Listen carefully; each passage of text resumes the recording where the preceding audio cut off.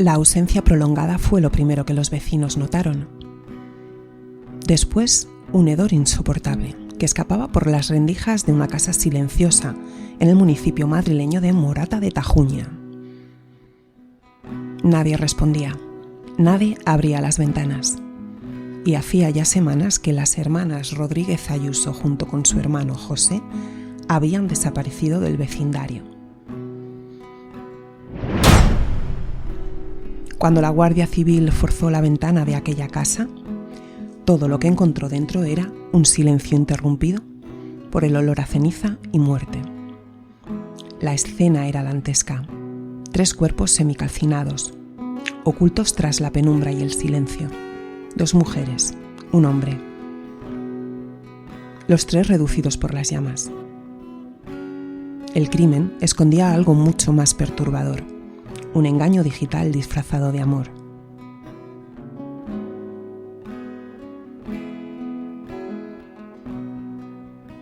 La promesa de un amor imposible las llevó a vender todos sus bienes, a endeudarse con vecinos y conocidos, hasta caer en manos de quien terminó convertido en el verdugo.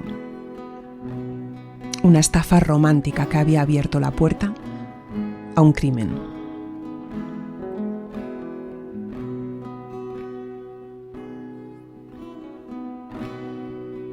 El 18 de enero de 2024, los cuerpos fueron hallados y lo que parecía un simple fraude digital terminó convertido en una tragedia que aún hoy resuena en la memoria colectiva.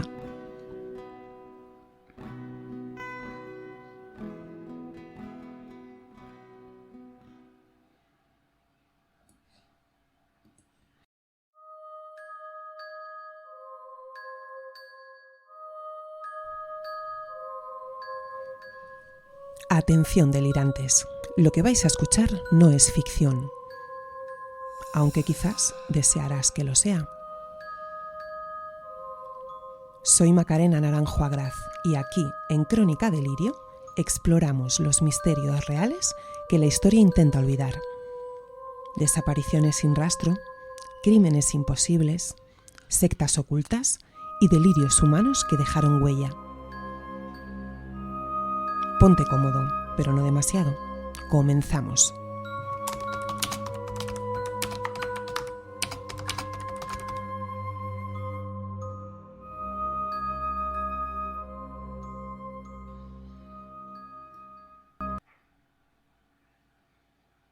En la era digital hemos aprendido a vivir conectados. Compartimos nuestra vida, buscamos compañía, recibimos halagos de desconocidos que con el tiempo llegan a sentirse como familiares. La red promete compañía, amor, comprensión, diversión, pero también esconde trampas invisibles. Entre las más crueles, las estafas románticas. Un engaño que no solo roba dinero, sino también la confianza, la esperanza, incluso la dignidad.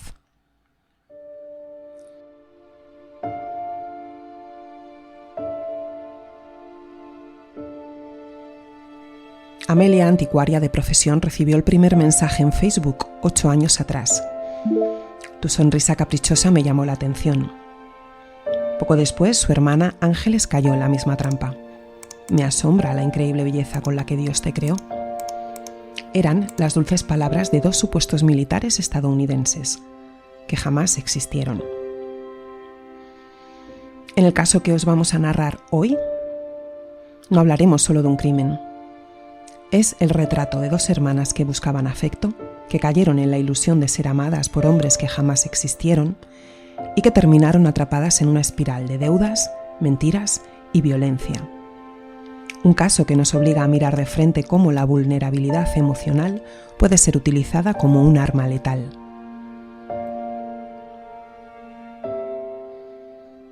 Esta es la crónica de un delirio. La historia de cómo un mensaje de amor puede transformarse en una sentencia de muerte. Hoy en Crónica Delirio, una historia que comienza años antes con un clic en Facebook y que termina en muerte. Un caso tan perturbador como revelador.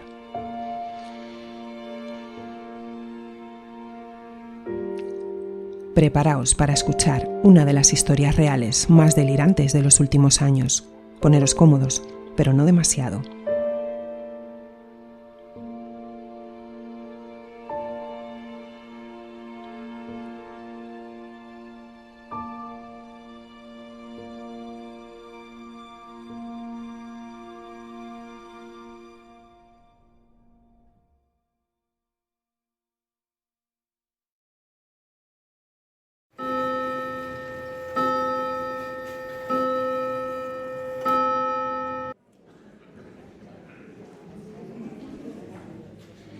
Morata de Tajuña es un pueblo tranquilo de la Comunidad de Madrid. Calles estrechas, vecinos que se saludan cada mañana, la rutina de un lugar donde todos parecen conocerse y donde cualquier silencio prolongado no pasa desapercibido. En una de esas casas vivían 3 hermanos septuagenarios: Amelia, Ángeles y José. Eran discretos y conocidos por la vecindad, gente de vida sencilla, costumbres tranquilas. La familia había trabajado duro en Madrid, en el distrito de Ciudad Lineal, y tras años de esfuerzo habían conseguido cierta estabilidad económica, considerables propiedades, una pensión que les daba seguridad y una vida organizada en torno al calor de su propio hogar. No eran ricas, pero sí tenían una economía acomodada. Y no eran mujeres ignorantes, sino que ambas tenían un buen nivel cultural. Amelia, la menor de las hermanas, había dedicado gran parte de su vida al mundo de las antigüedades. Amaba los objetos con historia, los detalles escondidos en muebles, relojes y cuadros que otros pasaban por alto. Su carácter era reservado, pero con un punto soñador, de esos que siempre guardan la esperanza de que aún pueda ocurrir algo extraordinario en su vida. Gran parte de su vida social, desde que había dejado Madrid para ir a vivir a Morata, transcurría en torno a la parroquia del pueblo, si bien la tranquilidad del pueblo podía haber dado paso al aburrimiento. Y Ángeles, por su parte, había sido maestra. Era más práctica, más metódica, quizá menos inclinada a la ensoñación que su hermana, pero igualmente sensible. Los vecinos la recordaban como una mujer amable, educada, entregada a su profesión y con una vida sin grandes sobresaltos. Con ellas vivía José, el hermano mayor, que padecía una grave discapacidad. Dependía de ellas y ellas, a su vez, habían construido su vida en torno a cuidarle y a protegerle. El hogar era para los 3 un refugio frente al paso del tiempo y al transcurrir de la vida. En el pueblo les llamaban los Amelias. Parece que ella, Amelia, era quien organizaba la casa, es decir, quien más carácter tenía.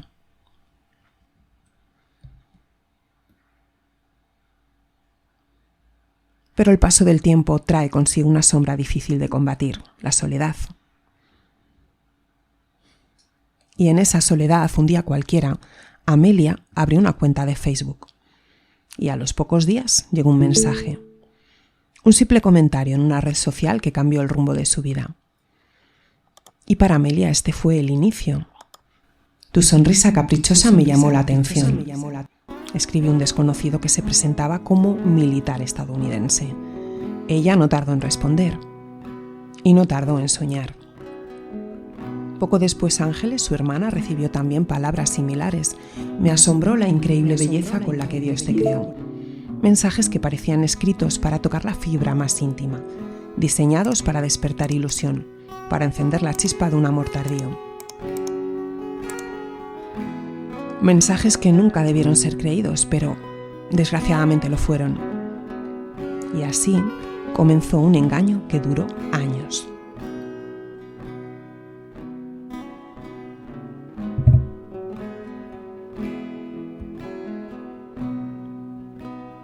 Las estafas románticas no son fruto de la casualidad. Dentro de estos mensajes seductores, de estas frases aparentemente inocentes, se esconde un engranaje perfectamente diseñado. Redes de estafadores internacionales que operan como auténticas mafias digitales, con una estrategia clara: localizar, seducir, manipular y finalmente vaciar emocional y económicamente a sus víctimas. Los delincuentes suelen presentarse con identidades falsas: médicos en misiones humanitarias, empresarios atrapados en negocios lejanos, o como en este caso, soldados estadounidenses destinados en países en conflicto, Afganistán. Figuras de aparente honor, hombres inaccesibles que despiertan confianza y que generan admiración.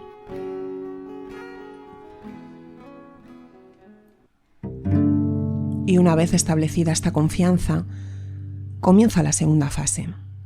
Un problema inesperado, una operación médica que no se puede pagar, un billete de avión que no llega, un negocio bloqueado.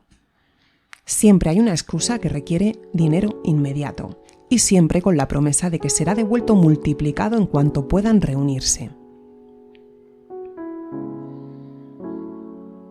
Y las víctimas más frecuentes comparten un perfil. Son personas de mediana o avanzada edad, a menudo que están solas, pero siempre con cierto nivel económico.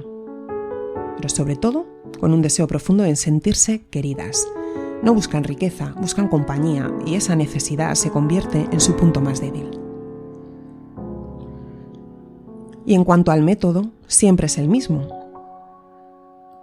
Cada mañana un buenos días preciosa, a mediodía una canción romántica, por la tarde una confesión, no puedo vivir sin ti, y por la noche el mensaje de despedida, que tengas dulces sueños, mi amor. Una rutina diseñada para crear dependencia emocional, para que la víctima sienta que su vida, de pronto, tiene un nuevo sentido.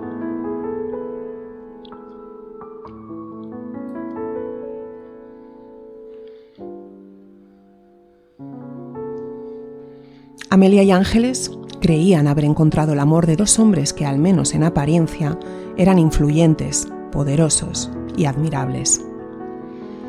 Dos supuestos militares estadounidenses que poco a poco fueron robándoles el corazón y la vida. El primero en aparecer fue un hombre de pelo blanco, elegante, con americana y corbata. La foto lo mostraba serio, imponente y con un aire de autoridad. Amelia estaba convencida de que aquel era su enamorado, un alto mando del ejército norteamericano.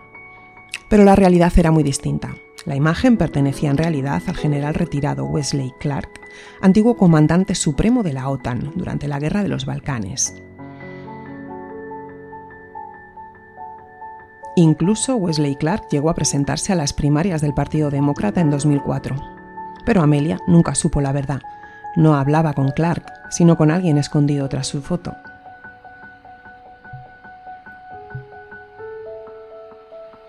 El perfil de Ángeles, en cambio, mostraba a otro supuesto militar. Un hombre sentado con los pies sobre una mesa, un puro en la mano, una imagen de poder y desparpajo. En otra fotografía se le muestra con una camisa negra y un periódico en la mano, como si estuviera a punto de dar órdenes en un despacho. Pero de nuevo, la realidad era otra. La foto correspondía a Mario Guerra, exalcalde de Downey, una localidad del estado de California. Ni militar, ni amante, ni siquiera conocedor de lo que su rostro representaba para una mujer al otro lado del océano.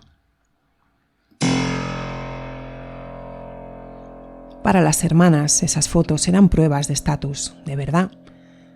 Para los estafadores eran simples carnadas, imágenes robadas de internet que se convirtieron en el anzuelo perfecto para atrapar a dos mujeres solitarias en una red de promesas, canciones y falsas declaraciones de amor.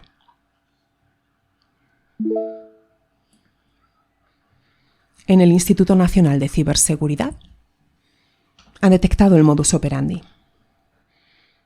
que pasa por recopilar de antemano información de usuarios que han dejado en Internet. Una vez conocen a una víctima, le invitan a continuar el contacto fuera de la página web en el que se conocieron para escapar de sus controles de seguridad. Y de esta forma, el impostor procede a borrar su perfil para no dejar rastro ni evidencias.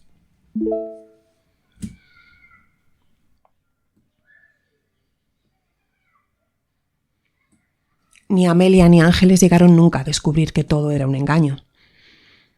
Hasta el final siguieron creyendo en sus supuestos militares. Pasaron 8 años y lo que empezó con un clic terminó convirtiéndose en una trampa mortal.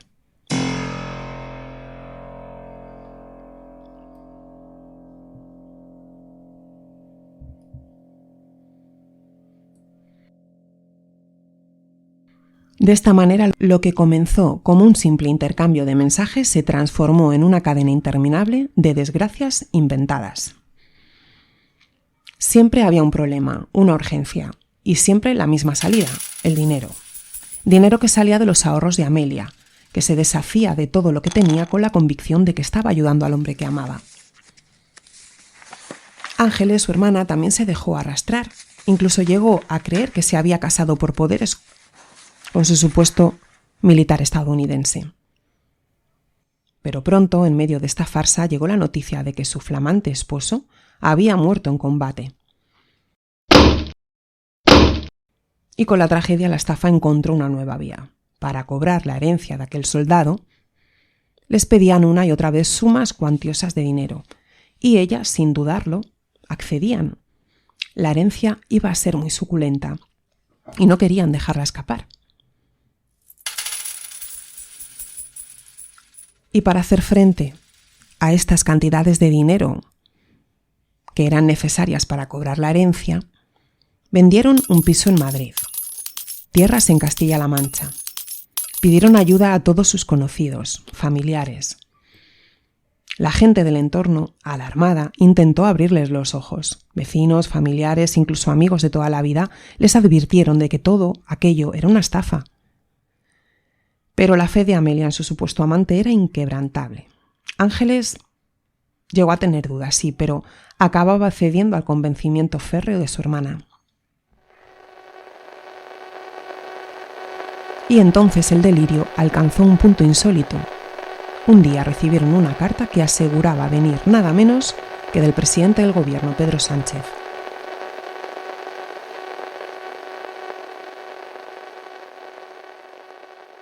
En ella se les prometía que durante la cumbre de la OTAN de 2022 se haría lo posible por traer a los militares a España, coincidiendo con la visita de Joe Biden, y para lograrlo, eso sí, había que pagar 15.000 euros más. Y lo consiguieron. No se sabe cómo consiguieron esos 15.000 euros las hermanas, pero desde luego se lo hicieron llegar a los supuestos amantes. Así el fraude alcanzó niveles grotescos. Se les convenció de que 2 militares habían llegado a Mallorca con un maletín repleto de dinero para ellas. Pero ese reencuentro nunca ocurría. La guerra de Afganistán ya había terminado en 2021. Y sin embargo, para ellas la historia continuaba. Como una obra de teatro sin final, con guionistas invisibles que movían los hilos desde la distancia.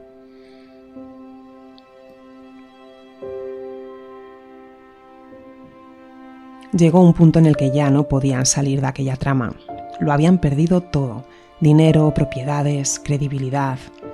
Y aunque las señales de alarma eran cada vez más evidentes, ellas no podían dejar de creer. Habían invertido demasiado, habían cedido demasiado. Ya estaban atrapadas en su propio delirio.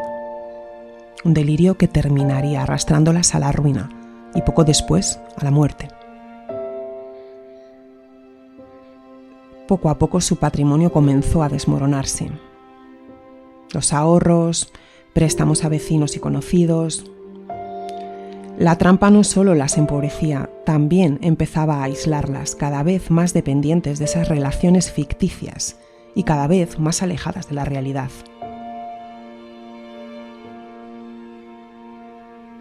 Lo más cruel no fue la pérdida de dinero, sino la convicción férrea de que todo aquello era real. Amelia y Ángeles jamás llegaron a dudar de aquellos militares norteamericanos. Lo creyeron hasta sus últimos días.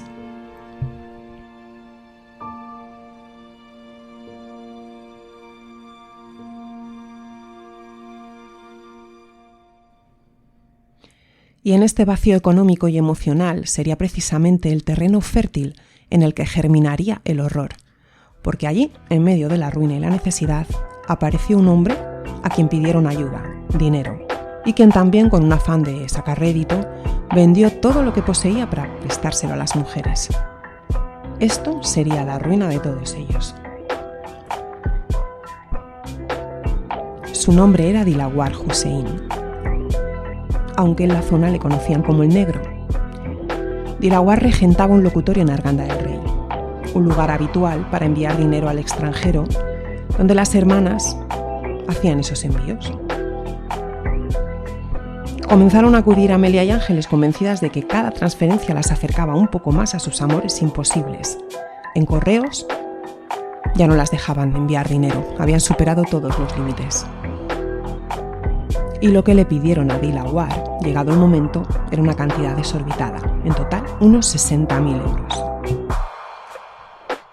Y como Dilawar llevaba tiempo viendo el flujo constante de dinero que manejaban las hermanas, terminó creyendo en su relato. O tal vez creyó en la promesa de que si ellas recuperaban su herencia, él también cobraría. Vendió su negocio, todo lo que tenía, y lo apostó todo a esa ilusión. Sin embargo, el dinero nunca llegó. Y lo que vino después fue el principio del final. Dilawar se fue a vivir con los hermanos en Morata de Tajuña. Algunos dicen que lo hizo porque ya no tenía nada. Otros que lo hizo para controlar a las hermanas, para asegurarse de que no la engañaban, de que no le engañaban. Sea como fuera, aquel hogar, que ya estaba marcado por el engaño y la ruina, se convirtió en un espacio de tensión insoportable. Pasaba el tiempo, Dilawar no recuperaba el dinero y comenzó a desestabilizarse. Él mismo reconocería que aquella situación dañó su equilibrio mental. Los primeros episodios de violencia no tardaron en llegar. Un día golpeó a Amelia y la policía acudió, pero ninguno de los dos quiso presentar una denuncia. Fue una oportunidad perdida, un aviso de lo que estaba por venir. Y meses después la violencia escaló. 3 martillazos. Y Amelia resultó gravemente herida. Esta vez se abrieron diligencias y Dilawar ingresó en prisión preventiva. Sin embargo, un acuerdo entre las partes rebajó la condena, 2 años, y pronto estuvo de nuevo en la calle.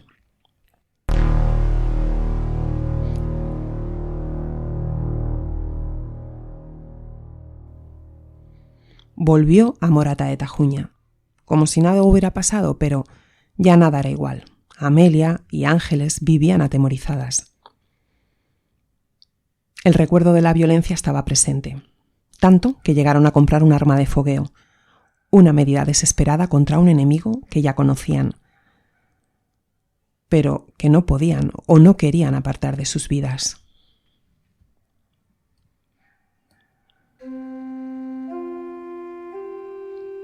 El 16 de enero de 2024, la vía verde que conecta Arganda del Rey con Morata de Tajuña amaneció fría, silenciosa. Por aquel camino polvoriento avanza un hombre con la mirada fija y una barra de hierro oculta bajo la ropa. Era Dilawar Hussein, que caminaba decidido, como quien no deja espacio a la duda. Sabe a dónde va y sabe lo que va a hacer. Al llegar a la vivienda de los hermanos, Dilawar se esconde en el patio. Allí espera. José, el mayor, es el primero en salir y apenas tiene tiempo de reaccionar. Dilawar lo golpea brutalmente con la barra de hierro. El cuerpo cae al suelo. No hay testigos, solo el silencio del patio roto por ese impacto seco. Después fue Amelia, anticuaria, la primera en caer en la trampa de los falsos enamorados. Apenas comprende lo que está ocurriendo cuando la violencia la alcanza.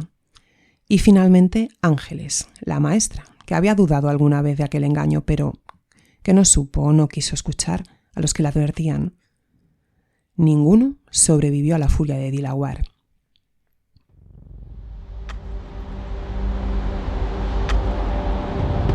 Y consumado el triple crimen, Dilawar abandona la escena con la misma frialdad con la que llegó.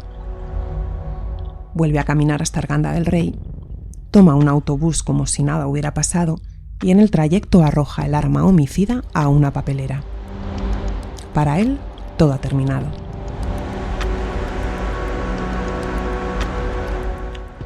Pero 2 días después el silencio empieza a levantar sospechas. La casa permanece cerrada. Los vecinos, acostumbrados a ver a las hermanas, comienzan a preocuparse. Hasta que el 18 de enero la Guardia Civil entra por una ventana forzada. Dentro, la escena es dantesca. Los cuerpos semicalcinados de José, Amelia y Ángeles, que yacen en el interior de la vivienda. Dilaguar, en un intento desesperado por borrar sus huellas, había intentado quemarlos.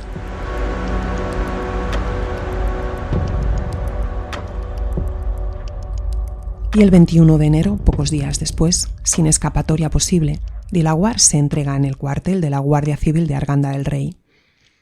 Reconoce el crimen.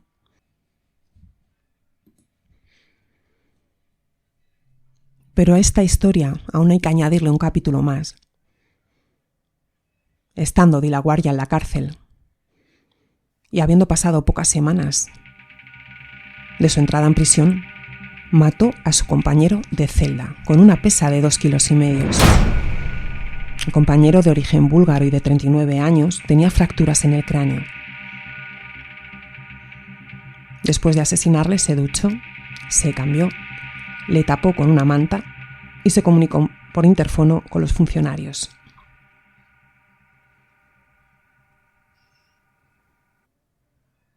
Posteriormente supimos que los motivos que él alegaba para haber matado a su compañero de celda eran falta de higiene del fallecido y porque en algún momento concreto le había mirado con un ánimo homosexual.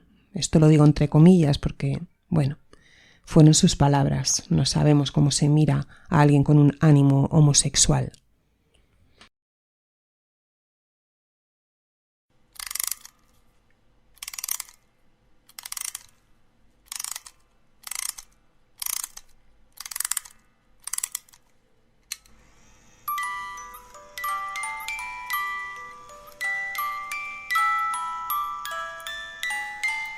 El caso de Morata de Tajuña no es solo un triple crimen. Es también el reflejo de un fenómeno silencioso que cada año atrapa a miles de personas en todo el mundo. Las estafas románticas digitales. Promesas de amor eterno. Mensajes diarios que se convierten en rutina emocional. Perfiles falsos construidos con fotos robadas de hombres poderosos y víctimas que en su vulnerabilidad entregan todo: dinero, propiedades, amistades y finalmente, como en este caso, incluso hasta la vida. Amelia y Ángeles fueron 2 mujeres que lo tenían todo: una pensión, propiedades, un círculo social respetado, pero que también estaban solas. Y en esa soledad encontraron atención, compañía, palabras que les devolvieron la ilusión. Y nadie pudo convencerlas de lo contrario, ni vecinos, ni familiares, ni siquiera las señales más evidentes del engaño. La tragedia de Morata de Tajuña nos obliga a mirar más allá de lo evidente.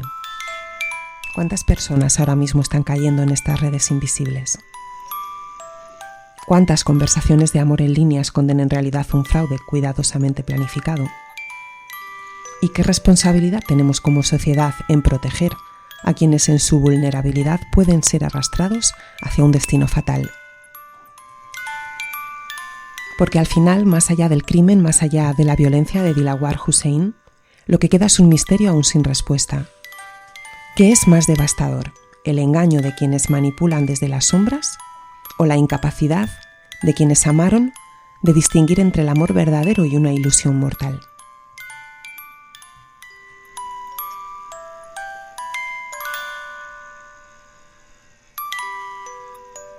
Muchas gracias por acompañarme en esta nueva entrega de Crónica Delirio.